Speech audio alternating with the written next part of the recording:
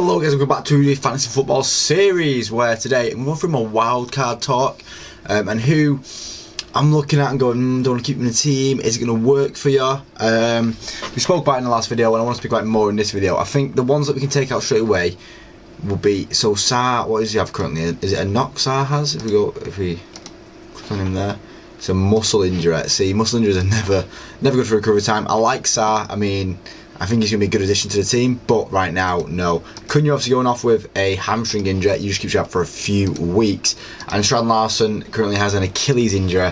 He'd like to keep him out for a while as well. So that's three players that are injured in the team. And now players that just aren't starting their games enough are James and Dorgu. Gabriel is fantastic, Tarkowski's done fantastic so far, and Van der Ven has done well so far as well. Obviously 2 clean sheets for Van der Ven, 6 points and 6 points. Tarkowski getting 4 points, 8 points and 3 points, good returns for me there. And Gabriel getting 6 points, 6 points and then 2 points against Liverpool, a game where you'd expect him to get 2 points. But in the games where you expect him to return, he is returning. Petrovic has done pretty well so far with Bournemouth keeping clean sheets, and I think he's someone that can definitely stay in the team. And Sell, someone who's not kept a clean sheet yet this season. Forest, maybe look at getting him out, but then I do have the Burnley and Sunderland game coming up, so he might survive just for that. But potentially getting rid of Sells. Adingra not starting the game there really annoyed me, and then only getting 1 point in the game before. It's not what I see. Obviously a great first game, but yeah. Salah, is he giving enough money for his return on 14.5 million? And then Bowen as well, slightly letting me down. So João Pedro can definitely say João Pedro's been fantastic this season. 15 points, 9 points, obviously 2 points in that Palace game, but Palace were a tough team. Rice doing exactly what I want from him so far. 6 points, 6 points and 4 points. That's 6.5 mil. That's kind of what I'm wanting from him.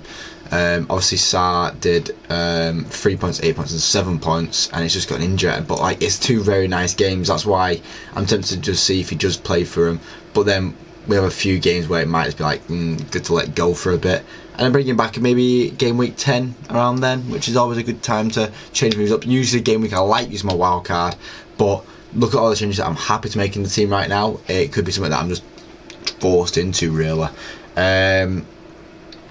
Let's start with the attackers. I think the first attacking option you can instantly think of getting is Haaland. 13 points in the first game, 9 points in the third game. Nothing against Spurs.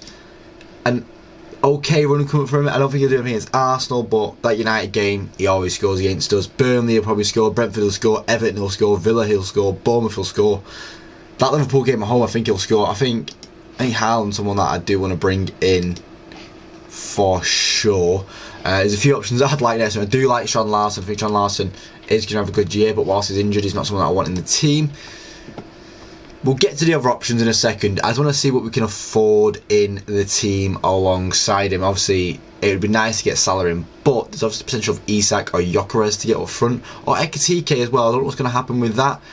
But let's look at the options for midfielders. I'm going to just restore Salah for a second so that when I put players in now, it takes out of them players to replace Cunha and Adingra. If we're going to replace Cunha, the best option to replace Cunha with is actually, in my opinion, Brian Mbeumo, wherever he's... Why is it so low?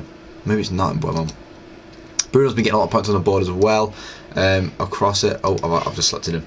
2 points, 2 points and 10 points, but he gets the defensive involvements.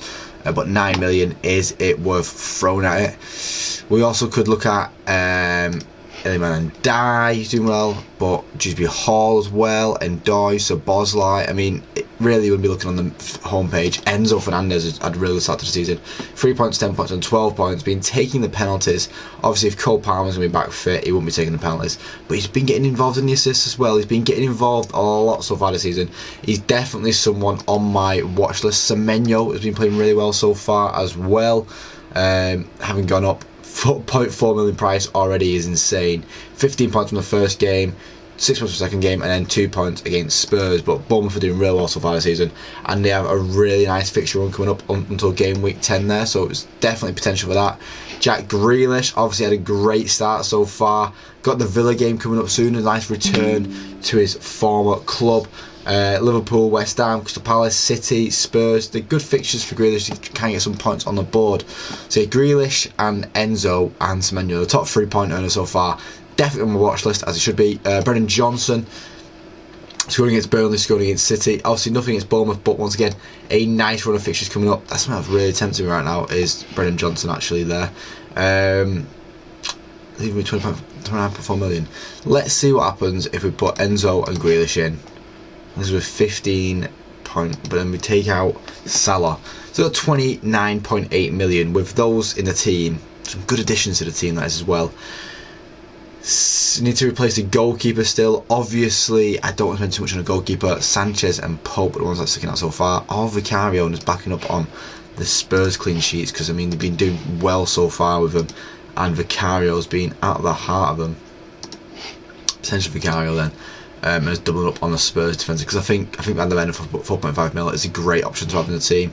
As another defender, maybe. He's been getting a lot of points. Obviously, Munoz always feels like someone that I like to have in the team, and same price as Reece James. I feel like he's fair enough. And if we're going to get another defender, I want to get on the cheap side, to be honest, and the cheap side is the usual 4.6 million. Senesi there, Diakate. Hold on, yeah, there's not many great options, but I think Truffert has looked good so far for Bournemouth. There's been 14.8 million so far, so yeah, I definitely can't get Salah in the team. But if we look at the forwards, and if we sort by price, obviously Isak at 10.4 million, Gyökeres is at 9 million, Ekitike at 8.7. If we bring in Isak, I can't really get another player, but Gyökeres, bringing in Gyökeres, we could get a decent midfielder in there for below 5.8 million. Who would that decent one be? Is a different option. Chukwueze could be a really good option for there, but Oscar Bob has been screaming out to me a bit as well. He's looked really good this season. Obviously, a Dingra who we've already had in the team, who funnily enough doesn't have his. He doesn't have one. Bertrand Traore, who's just joined as well. That's why I need to get Dingra out. Obviously, the transfers looking at there, but like that's really not a bad team. That's a team that has a lot of potential behind it and a lot of leeway in changing things around. That could be a team that I'd be happy with if that's what I end up doing. Also, just a video to play around with. I've still got decisions to make, and the decisions will be made by the video on Thursday, hopefully. That is the end of this video. If you like the video, please like, see more, subscribe. Thank you for watching, guys. I hope you do. Catch you next time. Cheers.